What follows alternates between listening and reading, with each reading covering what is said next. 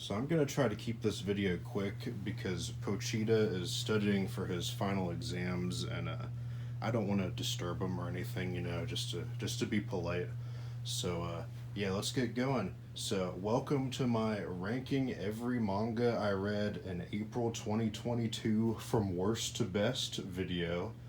I'm really excited about this one. I think it's going to be a lot of fun because I love reading manga and I love ranking things, and I get to do both of those. So I'm excited. Let's just dive in. I feel like the video title is pretty self explanatory. You get the gist of it, so here we go. So I read a total of 9 series this month, and I feel like I got a pretty good variety going here. I read some battle shonen stuff, I read some romance stuff, I read some creepy stuff, I read some dark, nasty stuff. So there's just a little bit of something for everybody.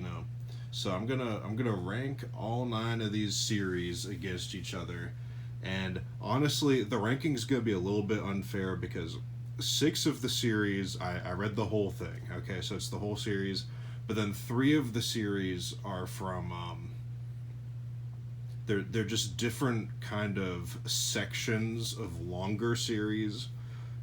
Some of the battle shonen stuff. So these battle shonen series are super duper long. Obviously, I didn't read the whole thing in a month, so it's kind of unfair, honestly, because I'll be pitting like chunks of one series against the entirety of another. But we'll worry about that when we get there. We'll see how it goes. But so here in front of you, these are all the manga I read that I own in my collection, which is not as many as I'd hoped. But so the rest of the manga that I read, I either read through like the Shonen Jump app, or I borrowed it from the library or from a friend or something, or I read it through other means. And those, I was wondering how I was gonna display those, because obviously when I get to these physical series I got here, I want to like pick up the volumes and show them to you, and I can't do that with the ones that I don't own, obviously. So I was like, how am I gonna do that without breaking the immersion? Because I don't want to do the thing where like whenever I talk about a series I don't own, I just cut to a totally different screen or something. I wasn't trying to do that. So I came up with my own jury-rigged solution here, and it might be kind of trashy. It might not work at all, but we're going to try it and see how it goes. So here's my impromptu solution to this problem here. I brought my iPad out, and basically whenever I talk about a series I don't own, I'm going to just bring up a picture of the series on my iPad. I know, it's kind of whack, it's kind of like the most unprofessional thing ever, but this is the best thing I can think of. So this is what we're gonna do. So for example, my number 9 series, the worst one that I read this month is Shino Can't Say Your Name by Shuzo Oshimi. So whenever I talk about this series, I'm just gonna have it like chilling on the iPad screen like this while I talk about it. So this is not gonna be a very visually focused video for a lot of it. You could just treat it like a podcast, because here's the thing. I realize that the manga that I physically own that'll be more interesting to look at, because I'll show you what the physical books look like, they're all towards the top of the list, which is really good for me, because that means that I own the good manga and don't own the less good manga. So that worked out well for me, but it's not gonna work out well for you, because that means that the first half of this video you're just gonna be looking at this iPad the whole time, and it's not gonna be very visually interesting. So yeah, feel free to just listen to the video and not really look at it for this first half here, because that's kind of how it's gonna go. Sorry about that. Maybe I'll try to work out something better later on. Maybe, I don't know. Maybe this will be good. Who knows? We'll see what happens. That's enough of me complaining about how trash my setup is. So here we go. Let's get started and actually rank these manga here. So Shino Can't Say Her Name is in 9th place out of the 9 manga I read, and I said earlier that's the worst manga I read this month, which is technically true, but to be honest, it's not that bad. Like, it's decent. It's hard for me to make it all the way through a bad manga, So you probably won't see very many manga that I think are legitimately bad in these videos, in this one or whatever videos I decide to make like this in the future, because I don't read bad manga. If something's bad, I'm not gonna read it. You know, I'm not one of those people who's gonna hate read something all the way through just so I can have an opinion of it or whatever. I never understood that. And Shino can't say her name. This is by Shuzo Oshimi, who, if you've seen my other videos, you know that for now, he's my favorite manga creator. Having read this, I have now read every one of his finished work.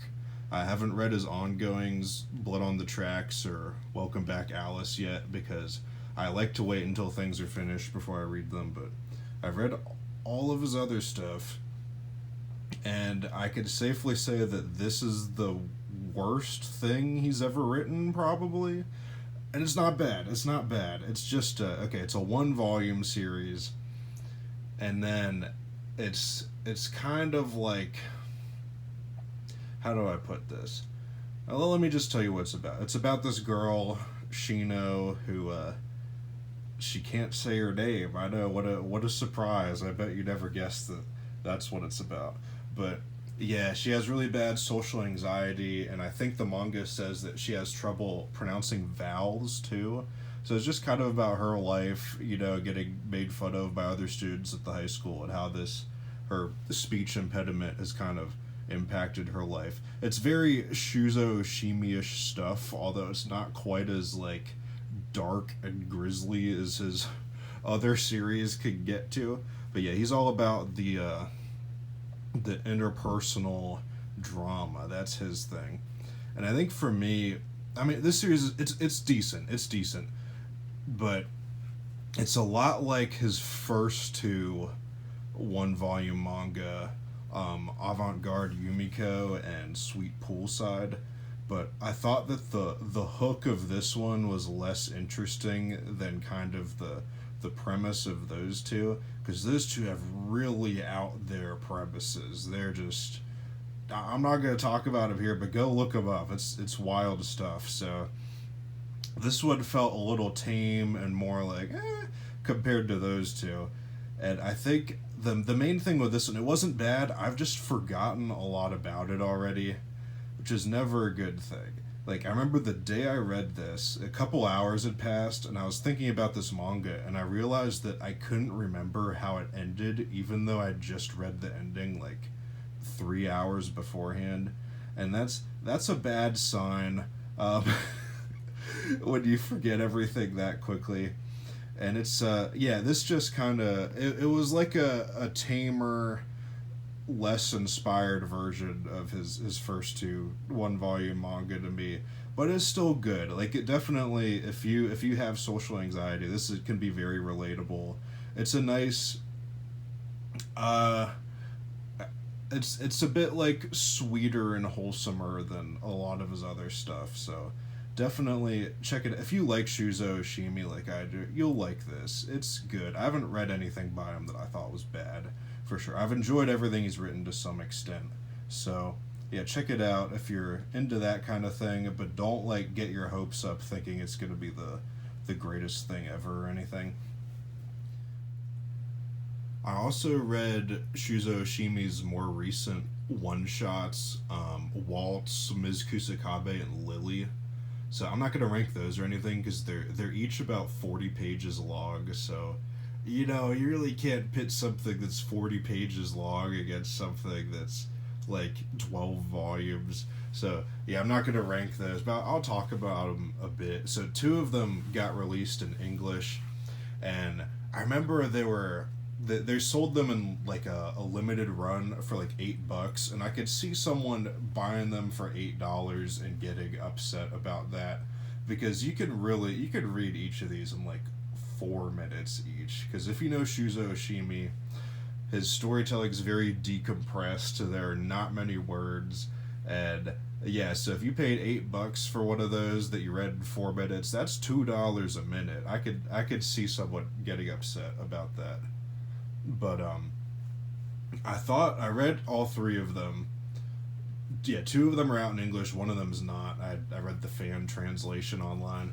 But yeah, they're good. I think that the one that's not out in English yet, Lily, is the best one, honestly. I'd probably rank them Lily, Waltz, and then Ms. Kusakabe in last place. But they're all good. They kind of reminded me of like the short stories that we had to read in high school, like the Ernest Hemingway, Raymond Carver kind of stuff, where it felt very high schoolish, where there's kind of a thing, and the end kind of like punches you in the motions, and you're like, oh, that was quite an emotional punch there. And because of that, I can't really tell you what any of them are about. Because, I mean, okay, you can read each of them in 4 minutes. I really can't tell you what they're about without spoiling the whole thing. So, if you're really deep into Shuzo Oshimi, you'll like them. If you aren't, you probably don't need to read them because they're 40 minutes and they like aren't essential by any means. But yeah, I thought they were cool, but not gonna rank them or anything. So next up on the list is boop, The Drifting Classroom. Drifting Classroom is definitely a classic. It's from way back in the 70s. It's kind of like the classic horror manga. It'd either be this or Uzumaki by Junji Ito are like the two big horror manga. And so I had to check this one out. I've seen this around for a while. Like back when I first got into manga in college, my college library had the singles of this, which were super out of print at the time, but I didn't know like how rare those were. And I always thought this looked cool. And then when this got reprinted in these in the giant hardcover, what do they call, like perfect editions or whatever, those looked super cool. And so I figured it was high time to read this, and I did. And so this boils down to, it was good, but it's dated, so it's getting docked a few points for my personal enjoyment. I feel like if we were, I'm not a big fan of the whole, oh, I have my subjective ranking and then my objective ranking. I don't know how I feel about that personally, but I think that this, for most people, would probably be higher up on the list than it is for me, just because the whole, some of the 70s manga conventions really got to me here. So, but it is good. I liked it. I wasn't bored or anything, but let me tell you about it. Drifting Classroom is basically about this group of elementary schoolers, and one day they're just hanging out at school when all of a sudden their entire school is transported to another dimension that appears to be like post-apocalyptic, and there's weird giant monsters running around.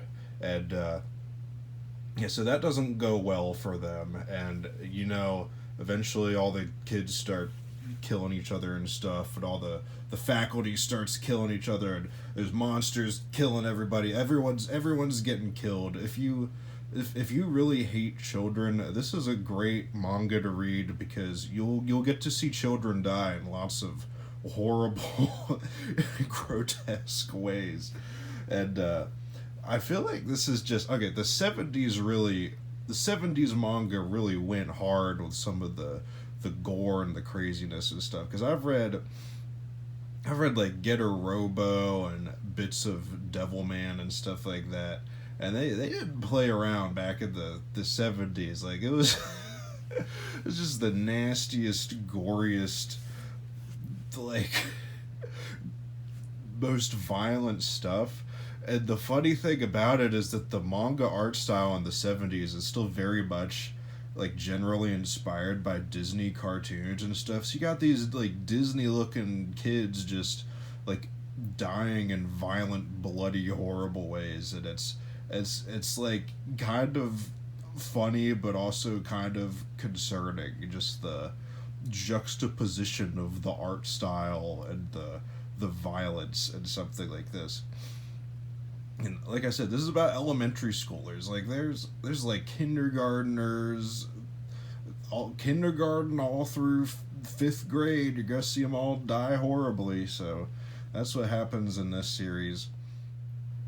So I'm refilming this section here because while I was in the middle of recording the first take of this, I heard this like loud crashing sound from outside, and it was I looked over and it was a bird like repeatedly flying into the window and like hitting itself against the wall, which was kind of sad. I felt bad for the bird. I was like, bird, don't do that. You're hurting yourself.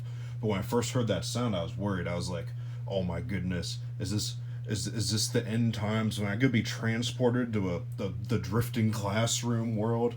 Am I gonna have to fight an elementary schooler for food and water? Like, oh no, I shouldn't have jinxed it. I shouldn't have talked about this series on camera.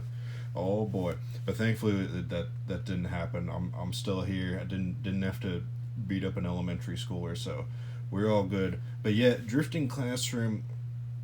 This is basically Lord of the Flies on cocaine, and so I think it is very I guess fun might be the right word for this, and so I just talked about how violent and gross and like over the top it is, and now I'm using fun as the word to describe it, so that might sound conflicting, but I think that kind of is, yeah, I would say it's fun because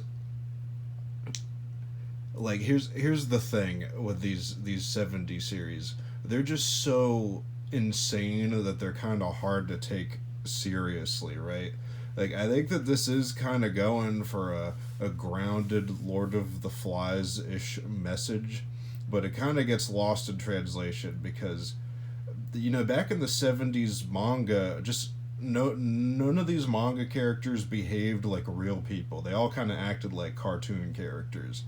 And so I'll just be reading this and like somebody will just do some like crazy thing and I'm thinking, okay, I guess we're just rolling with this now. This guy just did a crazy thing. That's what's happening now, I guess. And it's like I laughed at this series a couple of times because it was just so like I don't know what they were thinking when they wrote stuff like this, because and if you've read this, you know what I'm talking about. Like it might sound mean or something. I don't think I'm being mean because I feel like 70s manga is just so like buck wild that you just really have to roll with some of this stuff, and it's kind of hard to really get into the zone and be like, oh, I'm gonna read this and feel terrified, because you just got all these characters doing wild stuff that's unrealistic, and it takes you out of the scary mindset a bit. But yeah, that's kind of how I feel. It's definitely it's a ride though. It is most certainly a ride, but don't like expect it to actually like chill you to your core with its haunting moments or anything, because it's not that kind of thing. This is a 70s manga where everyone's acting crazy and wild stuff happens, and you just got to read it and enjoy the ride. But don't get me wrong, I'm not saying that it's bad because it's of its time, because it's just different. You got to go into it with different expectations than going into something that's more modern. Like, okay, for me, some of my favorite stories ever are the original 1960s Stan Lee Spider-Man comics. Those are like some of my favorite writing ever in anything to this day. And yet, if you go into that with modern expectations, it's a lot like this, where there's just characters doing crazy stuff that doesn't make much sense, but was just kind of how things were written back then. And I think that you do gotta push through that, and if you do, you'll have a good time. And I think for me, the reason that this is so low, it's not the story's fault. It's kind of my fault for not being able to. I'm just not used enough. Not, what am I saying? I'm not used to 70s manga enough yet, and I feel like as I dive deeper into them, I'll be more appreciative of something like this. And I still liked it, honestly. It's still really good. But yeah, this is the main appeal of this series for me. The main appeal. I just said the main appeal of this series. What am I? I'm just slipping up over here. But Yeah, the main reason I liked this series is because you just never knew what was coming. Like every single chapter, some insane thing happened where there'd be either a new monster would be coming out, and it was some like crazy thing, or someone else would go insane and try to kill everybody. I keep using crazy and insane and wild to describe this series, and that's what it is. If you want something like that, the Drifting Classroom is the series for you. It's pretty good. I switched the angle up for this next series here so that we just have a different perspective to look at this iPad at. I know, I'm a real Stanley Kubrick here, taking you on a visual odyssey, but just play it. But yeah, we got the Drifting Net Cafe up next, which, if that sounds similar to the last manga we just talked about, it's because, yeah, this one is clearly an homage to the Drifting Classroom. So this is also by Shuzo Oshimi. I read this as part of my quest to read everything that he'd ever written. And my thoughts on this are that I liked it more than the Drifting Classroom, but I don't think I'd recommend this to everybody more so than the Drifting Classroom. Like, I feel like this one's messier in a way. This is kind of a messier story, but since I'm a big Shuzo Oshimi fan, I liked it more than Drifting Classroom, even though I feel like most people would like Drifting Classroom more than this. So this is number 7 on my list here, Drifting Net Cafe. The basic premise of this is the same as the basic premise of Drifting Classroom, except that instead of a bunch of elementary schoolers in a school being transported to another horrible dimension, it's a bunch of adults in a net cafe who get transported to another horrible dimension. And yeah, so there's a couple. This is Shuzo Oshimi. He did this same guy who did Shino Can't Say Her Name and Flowers of Evil and stuff like that. And there's kind of 2 stages of Shuzo Oshimi, right? There's his early stuff and then his later stuff. And I feel like the early stuff, you can kind of all group that together. There's key themes running through that. And the later stuff you can all group together because they feel kind of the same. And then there's this right in the middle, like between the early and later stuff that doesn't really feel like anything. This is the least Shuzo Oshimi feeling work of his, I'd say. And it's odd because out of all of his like pre-Flowers of Evil stuff that he did, this is in some ways the best and in some ways the worst of his work. Because this is like, it was like 7 volumes or something. This is definitely the most fleshed out of everything he did, because a lot of his early stuff, it just felt like it didn't have time to really get to where it needed to go. One in particular that we're gonna talk about later feels like that. And this one definitely, he got to tell the story he was trying to tell with this. That's for sure. But it's also just the storytelling's a bit messy here, okay? Like, there's just some how do I put this? So, okay, this is like Drifting Classroom. This is a Lord of the Flies type deal where these people get transported to this other world and they're like, oh no, this other world's bad, let's all kill each other. And okay, so I have pretty low faith in the goodness of humanity, to be honest. Like, I totally believe that if something like this happened in real life, people would start killing each other, right? Like, that's what I think would happen. But Shuzo Oshimi seems to have an even lower faith in the goodness of humanity than I do, because when these people get transported to this other world, like, they start killing each other real fast. Like, I was surprised by that. I was like, wait a sec, you're gonna wait a few days at least before the killing starts? Like, what? Why? and it felt a bit forced to me. I wasn't vibing with everything going on here, and just the main villain of this was stupid too. I didn't like him, and there's just some there's a lot of forced moments going on. The world that they get transported to, I didn't find particularly interesting. It's just kind of a swamp, and there's some like kind of fish creatures that they find, but they don't really amount to much, and that's it. That's basically like the world in the drifting classroom is a lot more interesting than the one here. So you might be thinking like, hey, okay, if you're just saying all this bad stuff about this series and how it's worse than the drifting classroom, why do you have it above the drifting classroom? And let me tell you.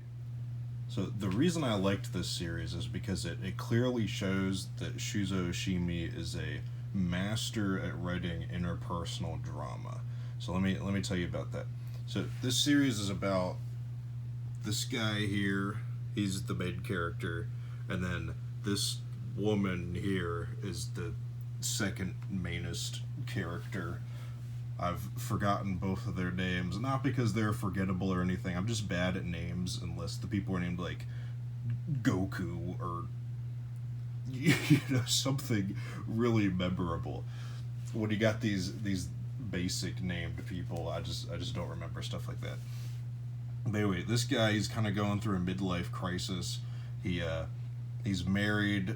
His wife is about to have their first child, and he's not feeling the weight of all the responsibility, and he keeps remembering his elementary school crush he had, who he like still hasn't moved on from for some reason, which is kind of weird. But anyway, he keeps remembering her, and his elementary school crush is this woman here, and he runs into her at this net cafe, coincidentally, and they kind of hit it off again, and he's kind of so the interesting point of this series is that when they're in this other world, like it's like a back and forth between these two here, and you're like, uh-oh, is he gonna cheat on his wife with this other woman? Like, what's gonna happen? Uh-oh.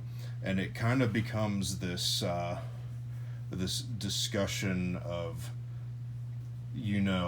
letting the past be in the past. The grass isn't always greener on the other side. Like, don't look at your past life with rose-colored glasses or anything.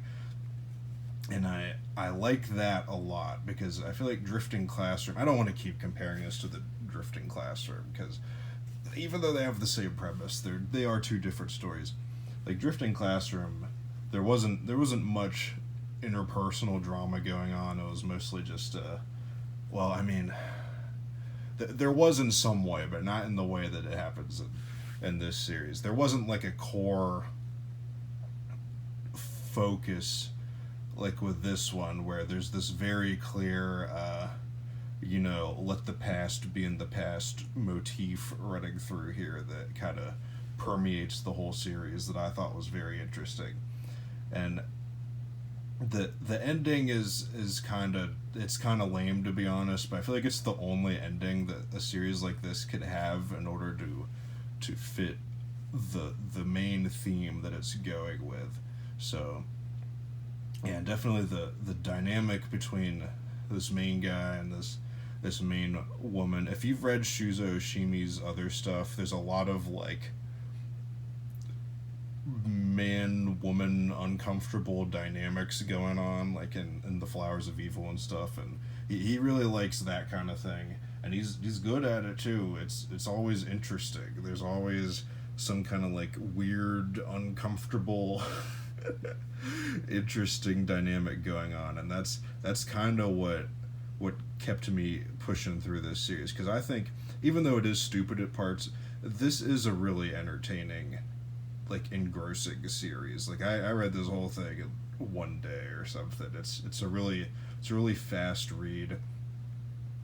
The villain's still terrible though. This is the villain in this is probably the worst written Shuzo Oshimi character ever, but this is a good read if you like Shuzo Oshimi, and I think even if you don't like him, you could still like this one because this is very Shuzo Oshimi like. Coming in at number 6 here, we got the last Shuzo Oshimi manga on this list, Yuutai Nova. I'm sorry, if you really hate Shuzo Oshimi, you've probably been having a terrible time with this video so far. But this is the last one. Here it is. And so Yuutai Nova, this is about he's in, I forget, I think he's in college. He's like a college aged boy or man or whatever phrase you want to use to describe someone who's in college.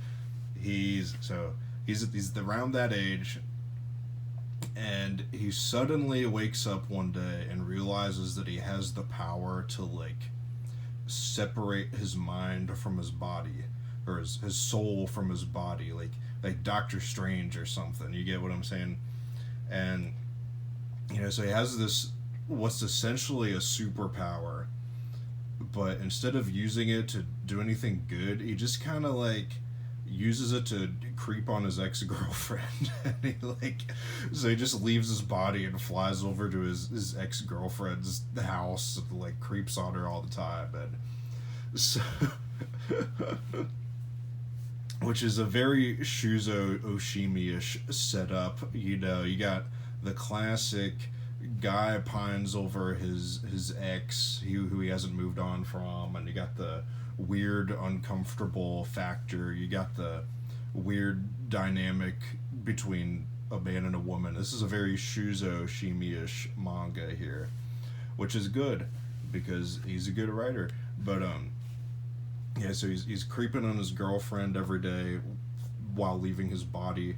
And one day, while he's outside of his body, he runs into this other girl who can see him. Because when he's outside of his body, like he's a spirit or whatever, no one can see him there, right? But this girl, she can leave her body too, and she can see him. And this is about the newly formed, strange relationship about this boy and this girl who just leave their bodies and hang out. And the key thing is the mystery behind it. Who even is this girl anyway? Like, what's her deal? And so I just found this one to be really, really intriguing. There's one key thing I can say that's bad about it, and it's not even the author's fault. We'll get to that later, but and this is weird because I feel like this is one that a lot of other people would just think is kind of okay, but this really got to me. I think it's just the vibe. Most of the story takes place at nighttime, and those nighttime vibes, like I really like those. And it's just such an intriguing premise because I feel like, so in most media, when someone gets powers like this, they either become a superhero and make it their duty to like save the day, or more recently you get stuff like The Boys or Invincible or whatever, where they just do really messed up stuff with their powers. They just become really evil and terrible. And this one's just kind of in between, where it's like a guy who's like, I'm not gonna do either of those. Well, I guess creeping on his girlfriend is pretty weird and bad, but it's not like killing people bad like The Boys or whatever. So this to me was interesting because it's kind of one of the most authentic representations of what I think would happen if someone did get superpowers, where they just kind of do scummy stuff with it. I feel not like over the top pure evil stuff, but like, I'm just saying, if people in real life got this ability, a lot of them would be using it to creep on their exes. Like, this is totally what would happen. There'd be a lot of people like using it to steal money and stuff, but not a lot of I think that this is just honestly what would happen if people got this power. And it's more interesting, I feel, than something that's just super like, oh, if I got superpowers, I'd go insane and kill everybody. Like, this was just kind of I'm just repeating myself. You get what I'm saying. But yeah, also it goes some interesting directions with the whole, I don't want to say power system because it's not like that in depth or anything, but some interesting happens that I did not expect that happens as a result of him using this power, and it starts to get really interesting, and that takes us to the main fault of this series here. So my experience reading this series kind of went something like this, where I started reading it and I was like, oh, this is really good, and then it got better and better and better, and I was like, oh, this is a fun series, I like it, and then it ended and out of nowhere, and I was like, huh, I feel like it wasn't supposed to end like that, and so I looked it up, and yep, this series got canceled. It definitely got canceled, and you could certainly feel it while you read it, because this is only 2 volumes, and basically how it goes is that it's going at a normal pace for most of the series, and the last 2 chapters, it's just suddenly like, all right, we're ending everything. Here we go. We're speed running the story now. And I found out later that what happened was the series got canceled, and then Shuzo Oshimi went back and wrote the last 2 chapters like 10 years later to wrap everything up. So that was cool that he got to do that at least, but it's such a bummer because I liked this one a lot, honestly, and I think that this would have been the best of his early work if it just had enough time to be finished properly. Because I mean, it is an ending. He did give it an ending later on, but it's super rushed, which is not his fault. The series got canceled, but yeah. So I'd say that if you haven't read any of his early stuff, my favorite is honestly his 2 1-volume manga he did, which are Avant-Garde Yumiko and Sweet Poolside. I think those are pretty fun. But this is his best of his like early series, in my opinion.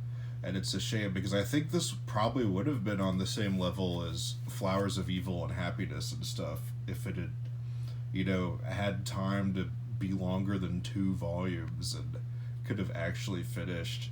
I just wish that that would have happened. So number 5 on the list here is going to be one that everybody read this month, and that is Goodbye Arie by Tatsuki Fujimoto.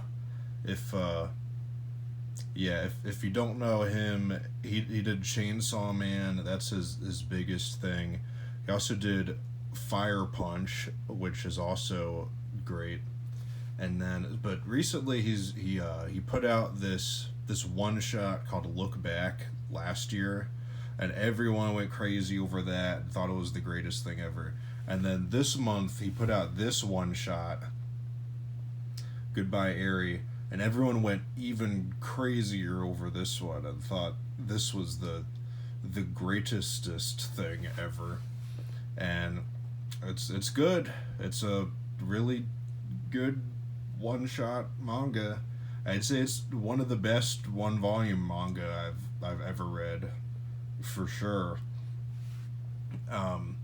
This is one that, since it is 1 volume, and if you've read it, you know it's very hard to describe. Well, it's easy to describe, but it's hard to describe without spoiling anything, because this is I am like at a loss, because this is really one where I just can't tell you anything about it. I know that's lame. That's lame. It's goofy when people are like, "Ooh, you just gotta go in blind. I can't tell you anything," but I really can't. Like, I'm trying to think of anything I could say about it, and I just can't say anything. I will say, okay, it's structured like a movie. Like the panels, it's like you're watching a movie, but it's a manga. That sounds really stupid. I'm sorry. that's not going to get you hyped to read this, but I mean, that's all I can say about it. That's literally it. But I just wish I could say something of substance. I'm sorry. Look, okay, it's one volume. It's free on the Shonen Jump app. You could go read this whole thing in like 20-30 minutes or something. And then you'll understand what's going through my mind right now. And you'll be like, "Oh, he was right. You really can't say anything about this."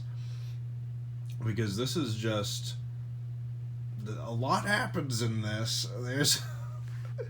There's a lot going on. And okay, the big thing that I liked about this, and that I like about every one of Fujimoto's stuff that he's done, is that it leaves you thinking about it at the end. Not in like a profound moral way or anything. Well, a little bit, but it's just kind of, it's always so open-ended. And not in like a dumb, like, oh, the writer didn't know what to do, so they left it open-ended way, but in a like purposefully open-ended in order to leave you with like the maximum amount of stuff to think about in the future kind of way. Kind of like the way I feel about this is the way I feel about like Neon Genesis Evangelion and 2001: A Space Odyssey and stuff like that. Where it's just it's good the first time you watch it, and you find yourself thinking about it months later, being like, oh, okay, I pieced together some new thing about this, and now I like it even more. And I think with Goodbye Arie, like I like it now, I definitely liked it, but I'll like it even more in a couple months as I think about it more, and then as I go back to reread it, I'll like it even more after that. And this just has it increases in value as time goes on, kind of. And that's the main appeal of this and all of Fujimoto's stuff for me. So just go check it out. There's a lot to think about here. There's a lot of stuff, and it's good, and you'll probably like it. So we got one more series that I'm going to have to bring the iPad back for later on, but for now, we're going to move on to these physical mangas here.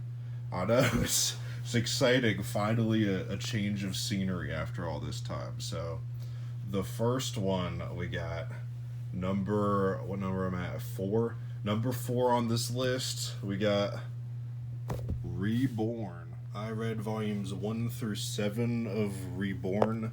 So this series is like 42 volumes long or something like that, and only 16 got released in English. And I own all of the English ones, but I guess I'll just have to hunt for the others through other means online to read those whenever I get to that point. But so I've read volume 1 through 7, like, and the basic premise of Reborn is that starts off with this boy Suna. He's in high school, and he's like the loser, right? He's your typical shonen protagonist loser kid. Like there's a classic panel of him like sitting in class, and all the other boys are like, "Ha ha! It's loser Suna. We hate him," and it's one of those deals. And so and he's dumb too. He's bad at school. He has nothing going for him. He has this cool haircut though. Look at that. But so his mom hires this tutor for him because he's stupid and he's like failing out of his classes. And he gets home, and his tutor is this baby named Reborn. And his mom's like, it's kind of weird that your tutor's a baby, but we're just gonna roll with it. And the baby Reborn is like, hey Suna, let's go up to your room, and I'll teach you how to do your schoolwork, okay? And so Suna and the Reborn go on up to his room, and then so Suna's like, all right, let's get started with our studying here, and then instead of studying, Reborn, this baby, just pulls out of a gun and shoots Suna in the head and kills him. And that's the first chapter of this series.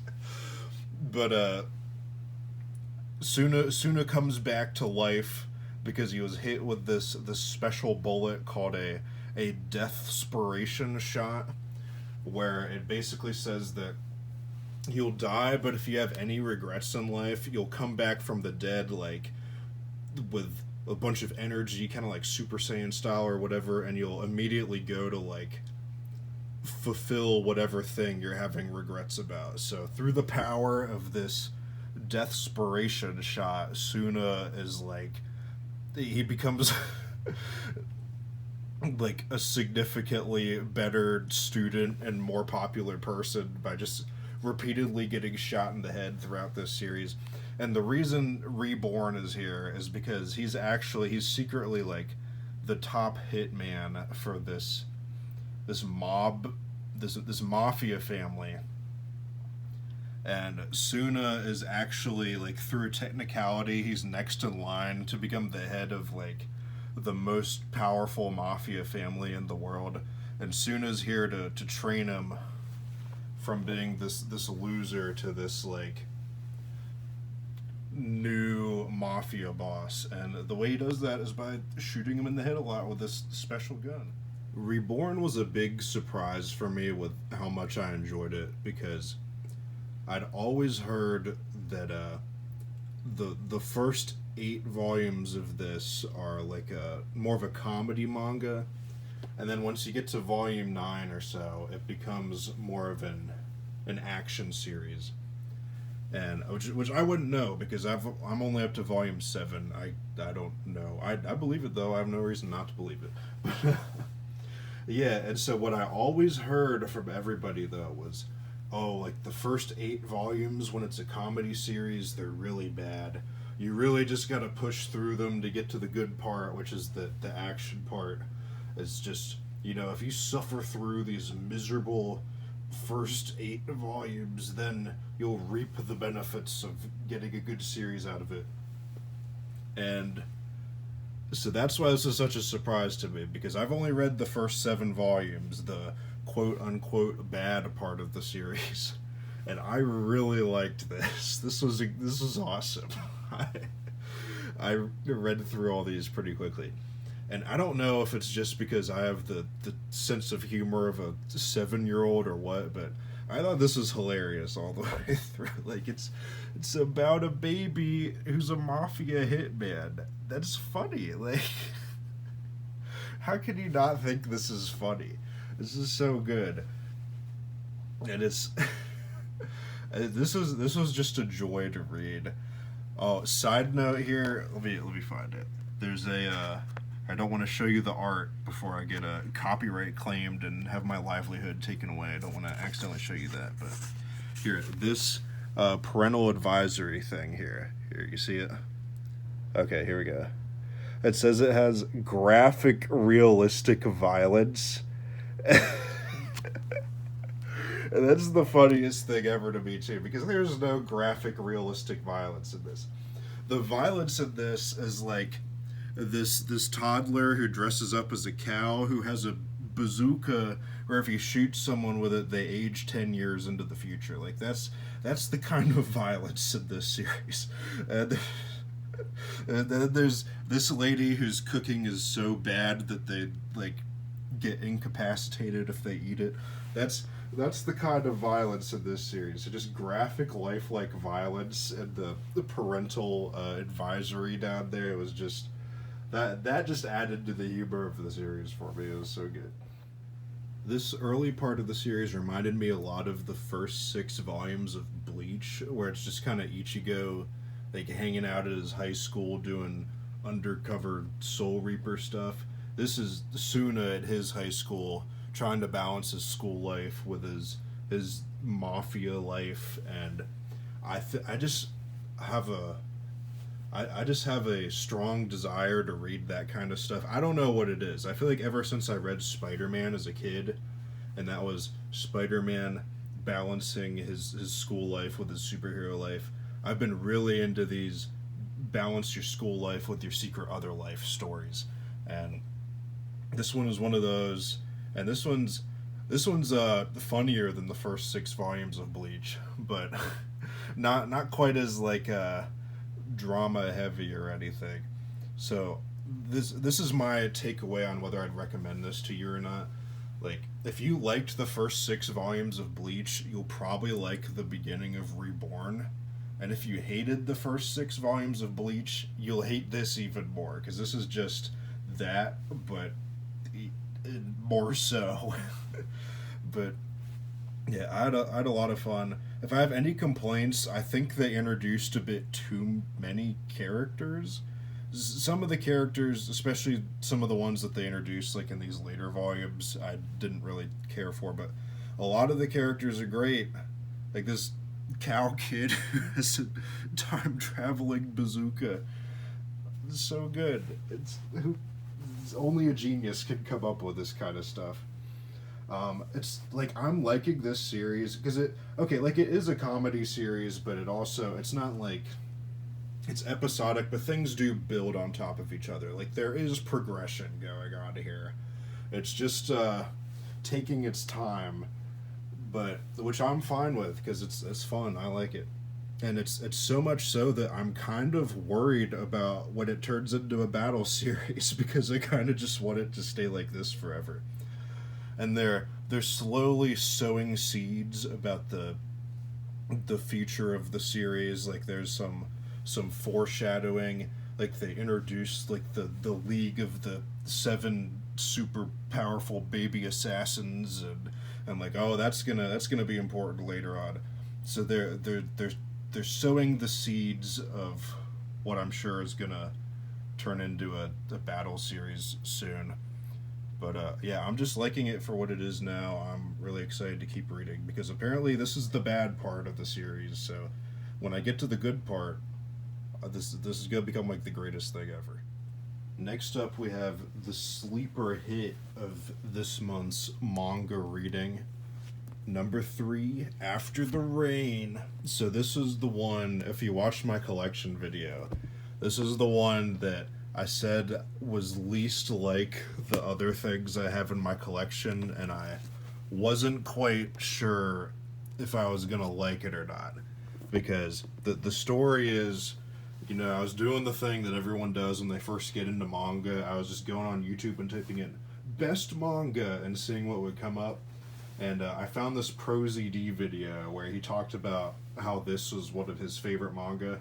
And so I just went and picked it up totally according to his recommendation in that video. Like, because this is totally not a thing that I think I would have been interested in otherwise. It's about the basic premise here. It's about this girl who she's working at this restaurant, and she has a crush on her boss, who's like this middle-aged, like 40-year-old man, and she's in high school. And so that's a bit of like a oh no situation. And yeah, so this is and this is, you're probably feeling the same way I felt when I first heard about this, where I was like, oh, is that like a good series? Like, how, what? Like, why is this good? I don't know. But I took ProZD's recommendation. Well, I saw this for really cheap at a used bookstore, and I was like, oh yeah, ProZD really liked this. I'll pick it up and see how it is. And it wasn't high up on my priority list because the premise is like kind of strange, but I just started thinking, I just really had the desire to know whether I'd think this was actually good or not. Because it was just sitting on my shelf, and I was like, if I'm gonna like sell this, I should probably read it soon so that I could like get my money back or whatever. But no, I'm gonna keep this. This was actually really good.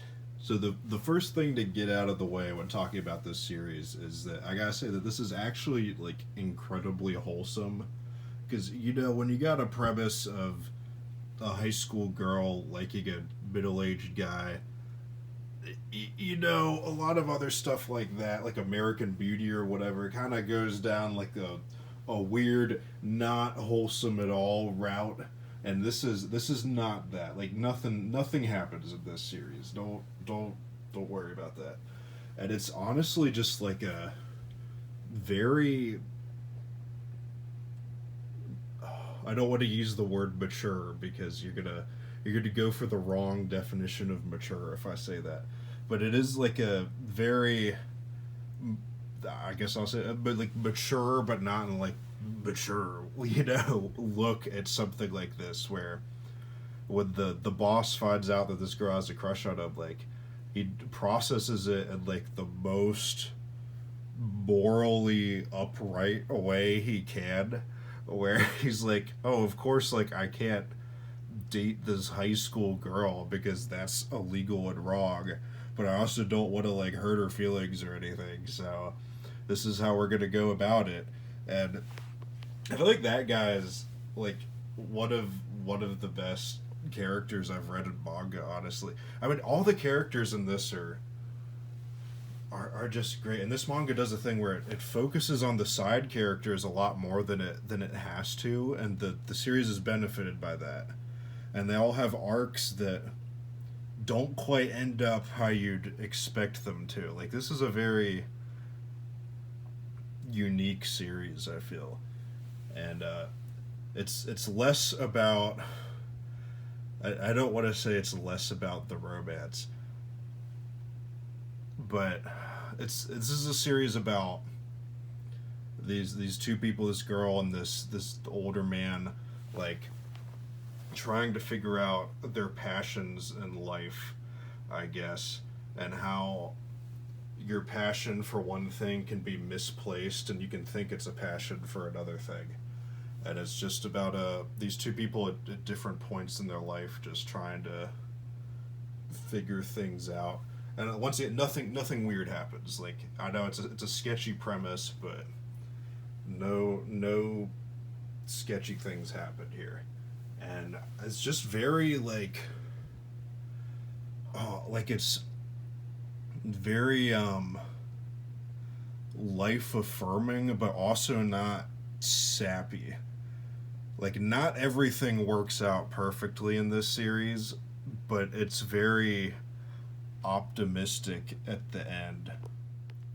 I think this series more so than any of the others is the one that I'm having the hardest time articulating my feelings about, because I don't script these videos or anything. I'm just talking off the top of my head, and I'm kind of struggling to figure out why this one is so good. Because it is really good. Oh, it's just hard to get. I think this has some of the best character writing I've ever seen in manga, to be honest. Like I said that the middle-aged dude was great, but every character in this is just so good and just so like authentic.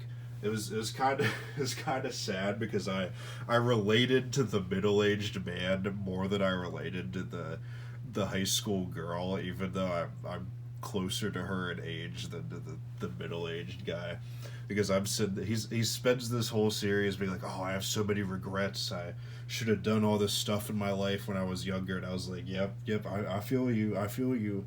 That's I'm like, oh no, am I a middle-aged man at heart? Like, yeah, so that was but yeah, he's just such a, everyone in this is just so well written. And I think the atmosphere of this series is great too. It's called After the Rain, and I don't want to sound like a pretentious English teacher or something, but it's raining throughout this entire series, and it's symbolic of kind of how the two main characters are feeling, where they both have these deep regrets in life, and the manga's kind of about like, okay, how do we get through that? What happens after this metaphorical rain in our lives ends? And That sounded so pretentious. I'm sorry. But yeah, this series, I feel like I did not do this justice in describing it. So the main point is, it's not a weird thing. No, like, predatory, weirdo, creepy stuff happens. Don't worry about that. It's just a very, very well written series. We're going back to the iPad for this second to last series. This is our last iPad pick of the night.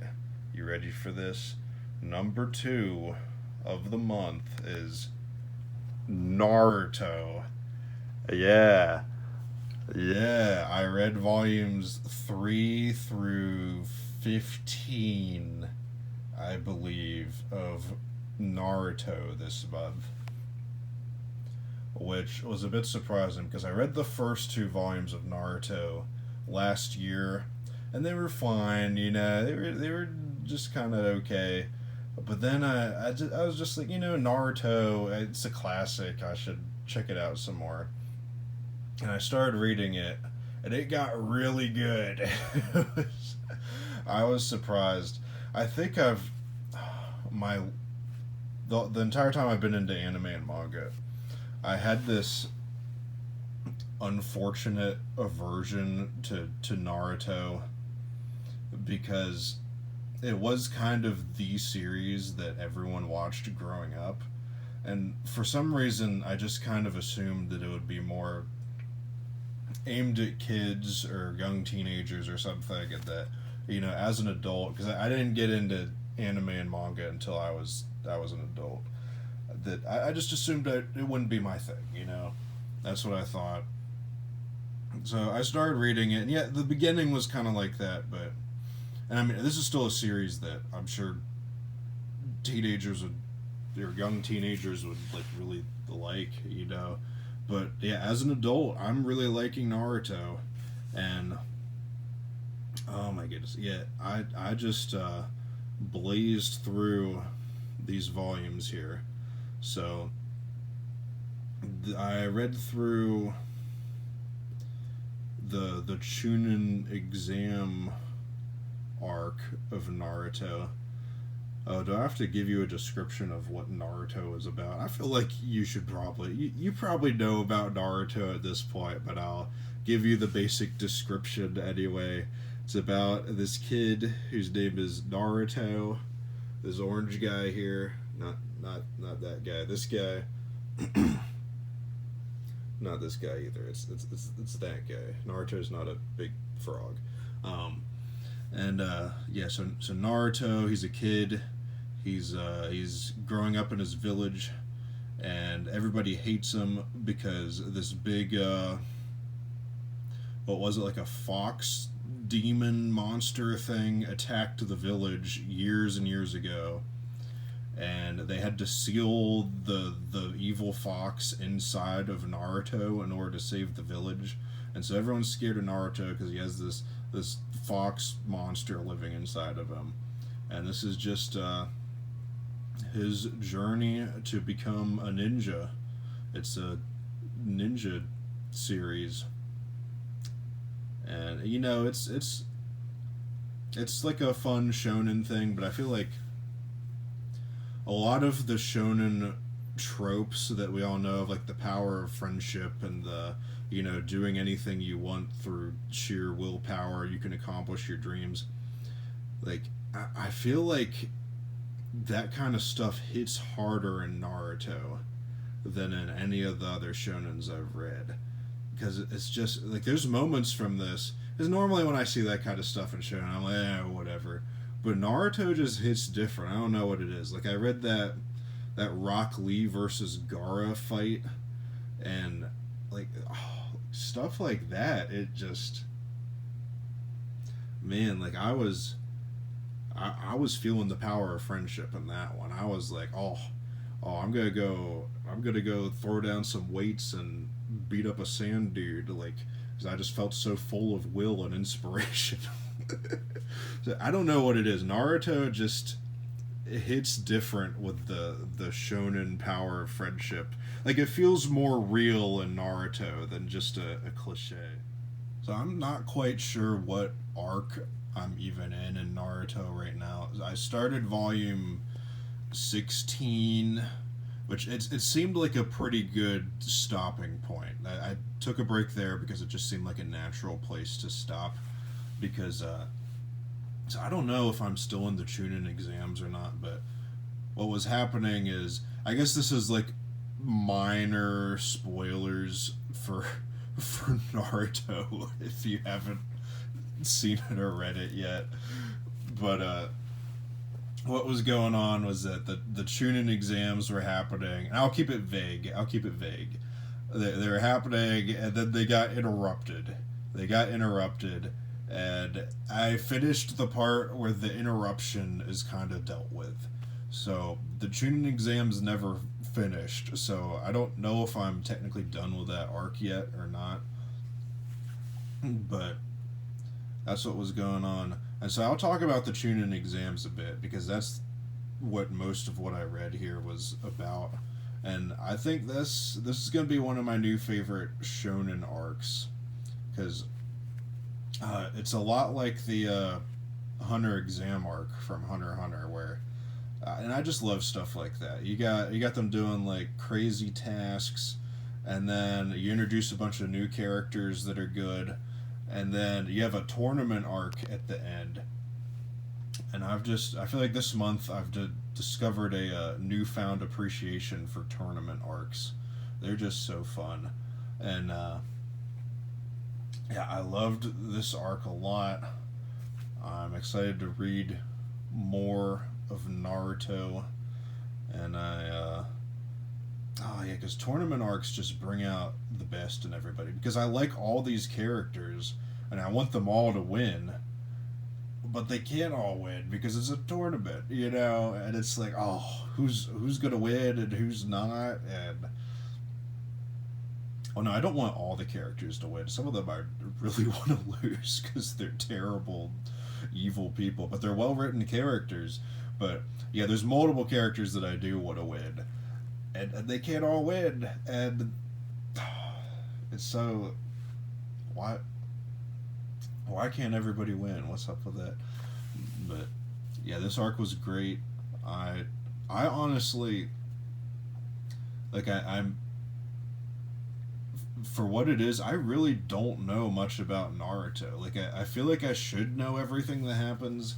I know some stuff that happens later on in a vague sense, but I'm new to this. Like, I don't know what's gonna happen next, so I'm excited to check it out. And I still have like 60 more volumes to read, so I'll keep going through this at a steady pace. And yeah, I'm really excited. I never pictured that Naruto would be this fun for me, but it really is. I'm liking it a lot. Alright, are you ready for this climactic moment? The number one pick, coming in with the prestigious title of Best Manga I Read in April 2022, the coveted position. Here it is. It's Dragon Ball, the original Dragon Ball, not Z, although Z's still good, but I read that 4 years ago and not in April 2022. So I read volumes, 10? Yeah, 10 through 16. So this volume here has the end of the original Dragon Ball and the beginning of Z in it. So I only read like the first part of this volume because I've read Z before. But yeah, Dragon Ball, this is also like Naruto, where I knew I'd like Dragon Ball, but I wasn't expecting to love it as much as I did. Dragon Ball Z was the first manga I ever read 4 years ago, and I really liked it at the time, but I feel like as I've grown further away from that time, my opinion of Dragon Ball Z had kind of fallen down a bit, and so returning to the original Dragon Ball, which I'd never read before, it was kind of like rediscovering my roots or something goofy like that. But I feel like it just reminded me of why I liked Z a lot in the first place. And so my opinion of Z has gone back up. But also, I think the original Dragon Ball is better than Dragon Ball Z.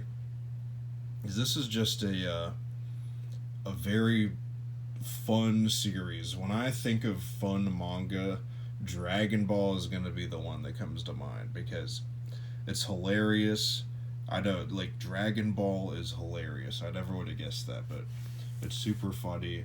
The characters, like, this is probably, I'd say aside from One Piece, this is the best cast of characters in shonen manga, or shonen battle manga that I've read. They just interact so well together. It's just a joy to watch all of them. And the story is nothing too like deep or like intense or anything, but it's a very fun story. And like with Naruto, this one does get me hyped too. It's very much, I don't know, watching Goku train all day and just become who he is. You know, it makes you want to go out and deliver milk all day while wearing a turtle shell on your back so that you can grow abs and shoot off fireballs out of your hands and stuff, because that's how that works in real life. But but yeah, what a series. That's just reminded me why I love manga. Oh, I guess, yeah, Dragon Ball. Let me tell you what Dragon Ball is about, in case you don't know. It's about Goku, the spiky-headed guy here, although he's a kid for most of this series. This is the end of the original series, where he kind of grows up a bit at the end and becomes an adult. But yeah, he is a child, but he's unusually strong, and he has a tail, and he goes on a quest to collect the 7 Dragon Balls, and he meets a lot of quirky characters along the way and becomes really strong and beats up a bunch of dudes. It's just a great fun journey that, if you like manga, you should check this out, because it's a classic, and it's not a classic in like a stuffy old way like this. It's amazing to me because I feel like Dragon Ball is the original shonen battle manga that everything ripped off. But the original Dragon Ball still feels just as fresh as it did back in the day. I think Z feels maybe a little staler now because all the Battle Shonen series ripped off Z, but the original Dragon Ball is more of an adventure series, so it's a little bit less ripped off than Z is.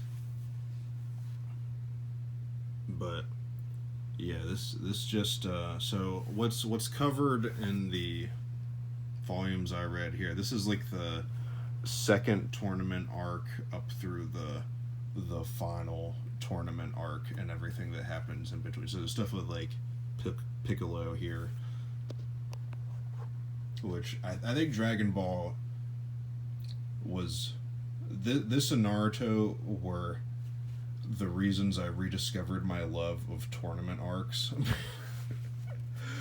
Because the tournaments in this are so good too. Like this is a pretty short series by shonen standards. It's 16 volumes, and there's 3 tournament arcs, and it's all the same tournament every time, just with different people, but like the same location and stuff. But they never feel boring because Dragon Ball just really knows how to pull off a great tournament. Because, like I said about Naruto, all the characters in this are good, and you want them all to win, and you know they can't. And with Dragon Ball, it's not the people who you expect to win the tournament arcs that often win them. You know, so I thought that was really cool, and I don't know, this is just the most fun that I've had reading a manga in a long time. And if you want something fun, this is where you gotta go. It's don't let like its reputation as a classic or whatever like hinder you or anything. Like this is just a good fun time of a manga, and that's why it's the best one I read this month. So there you have it. That's all the manga that I read this month, ranked from worst to best. If you've read any of these series, let me know what you think of them down in the comments. If you thought my ranking was the most horrible, awful abomination you've ever seen in your life, then give your own ranking down below. That would be cool. And then let me know what series you read this month, and if any of them were good. Because if they were good, I want to check them out. You know. So before we leave, I'm gonna give you a potential sneak preview for next month. So I'm currently starting One Piece back up again. So that's gonna be in the next video, and then I'll probably keep reading Reborn. And who knows, I might read some more Naruto. I want to read more Naruto, but I feel like I gotta hold off, or I'll just be consuming too much goodness at one time. So. But who knows? It could be a potential One Piece versus Naruto versus Reborn battle royale next month, and that'll be pretty wild. Yeah, so I'm gonna do the cringy thing that YouTubers do at the end of these videos and say that if you did like the video, it would mean a lot to me if you could like and subscribe. It's super helpful, and it means a lot, honestly. So thank you so much if you do that. Don't share the video or hit the notification bell or anything, because I don't know, I always thought that was a little extra. Like, do you really need to be notified whenever I rank manga from worst to best? I don't think you do. It's not that important. And who do you share this with anyway? Like, I mean, if you really want to share it, you can, but I don't know. I never understood that. But thank you so much for watching. I'm glad you made it this far. I don't know how you made it this far, but I'm thankful you did. I will see you in the next video. You're awesome. Have a great day or night or whatever time of day it is wherever you are. And I'll see you later.